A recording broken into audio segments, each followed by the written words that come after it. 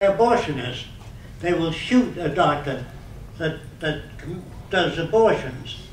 Yet when war comes, we kill pregnant women, children, bomb cities, flatten out everything. You would imagine that the abortionists would fight war, the anti-abortion people, but they don't. So it just shows you how much control there is over our way of looking at things. We're all distorted by our propaganda, by motion pictures, by television. All newscasts are managed.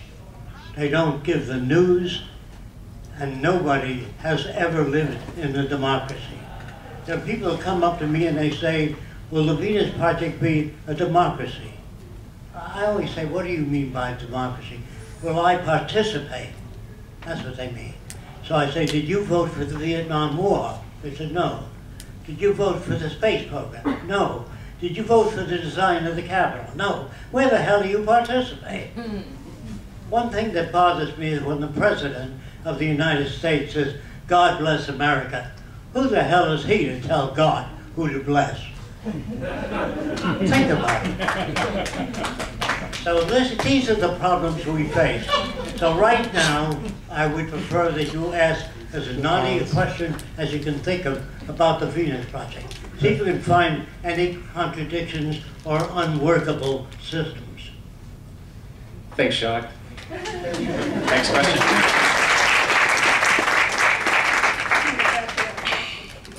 I'm currently taking a course on the virtues of growing plants in soils, and also about how our current understanding of soil science is really lacking in many, many areas, and some specific ways that we can go improve the quality of our soils and the nutrient density of the soils, and thereby food and us. And hearing your hydroponics concept, I was just wondering what is the basis of that idea? Why hydroponics? And because that deeply concerns me, because I'm very much attached to the soil and the concepts I'm learning in this course.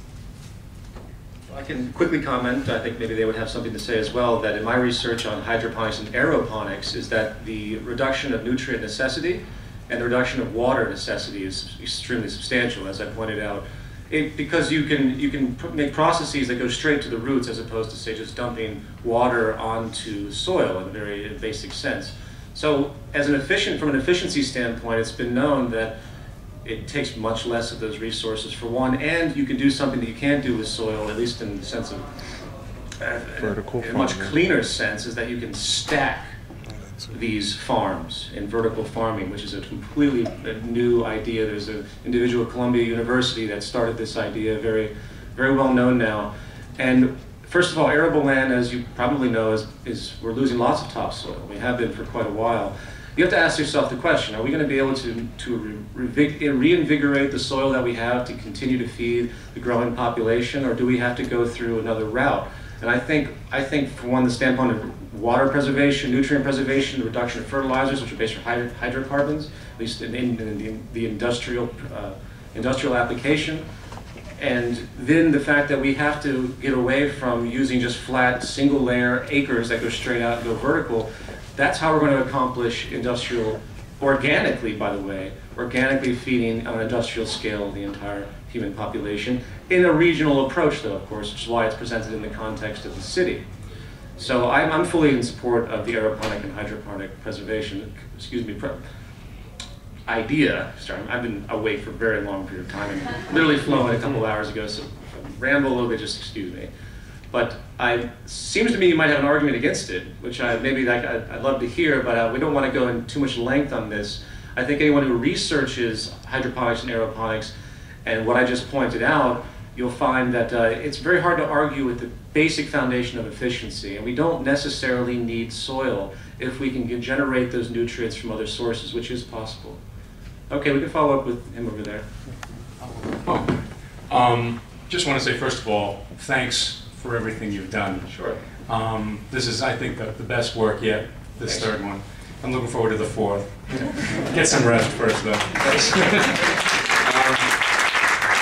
The other thing I'd like to say is that in regards to, I don't think that the Venus Project or the Zeitgeist movement would be against something like the discovery that, hey, we really can replenish the soil. Because, I mean, somebody like Joel Salatin, nobody would think that that was like a problem if suddenly regular farming, not regular farming, but, you know, highly advanced farming, you talk about guys like Jerry Brunetti and guys like Joel Salatin and other people who've been doing some really clever things with farming that most people haven't heard of, unless you go to the NOFA conference, like, you know, next week, which will be there. The idea that if the Zeitgeist movement of the Venus Project heard about soil farming improvements, they'd use it. Of course. Yeah. I mean, obviously, there's no, whatever is the most efficient and can be proven as such is what's applied, period. There's no bias towards anything. It's just what does the science dictate that is obviously calculatedly the most efficient means to do it, from whatever angle that you come at it from. I really am fascinated by the hydroponics and aeroponics invention, conception, and I think still, and maybe if you have any materials you could send me, I'd love to hear about these new advents you talk about, because I don't know if you guys know, I mean, obviously, many of you do, many of you don't, but every day it seems new technological advents are coming out now. It's just outrageous how fast things are progressing. So I don't pretend to know everything that's happening. I certainly am always open to new stuff. But Jacque, is there anything you'd like to say on the food cultivation issue in the future? Well, first of all, I'd like to say there's no such thing as a scientist. If there were, they would not make weapons. They would not make nuclear bombs. They would not make bombers. They would not make machine guns.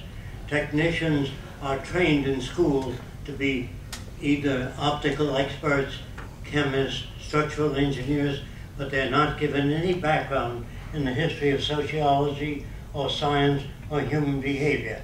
So they're just the same kind of product normal people are.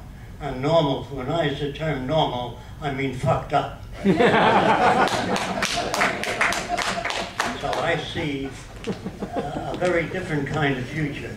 I see people trained in school to understand how they relate to nature and to one another.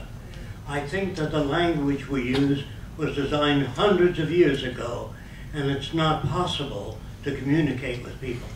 Although you talk at people today, and they shake their heads, but it goes into their head and comes out in relation to their background. You don't really talk to people, you talk at people. The proof of it is, if you tell somebody you're going out on a vacation, they say, have a nice weekend. If they were really sane, they'd say, have a nice life. Why just a weekend? I don't understand. It seems so obvious that people are shaped by culture. That if you were brought up in Australia as a baby, you'd say, how are you, mate? Everybody would talk like that. Took a Japanese kid or Afro-American, raised him in Australia, how are you, mate? And if he's raised in Germany, he says, ach du lieber. If he's raised in France, la tour Eiffel, like a Frenchman. So when you say, I'm an individual, I don't know what the hell you're talking about. Every word that you use, all your facial expressions come from movies, books, and culture. Don't you see that? If you took a nice white baby from the deep south and raised him by a black family, impoverished black family, he would speak just as a Negro speaks in an impoverished area. So if you took a Negro and raised a baby in England, he'd speak with an Oxford accent, if that's where he's raised. So when you talk of individuality, you're talking about people raised in a slightly different environment you were raised in. But every word you use, every facial expression comes from environment. If you don't understand that, your mother said, cup, papa, mama, on and on down the line. Every word you use is picked up by your culture. When you use the term individuality, or even in a court of law, they say, tell us in your own words what happened. Well, if you did that, you'd say, that's your own words. They don't know what they're talking about. The Supreme Court judges would be considered criminals in the future. All the people in law today would be criminals. All politicians would be looked upon as shameful characters.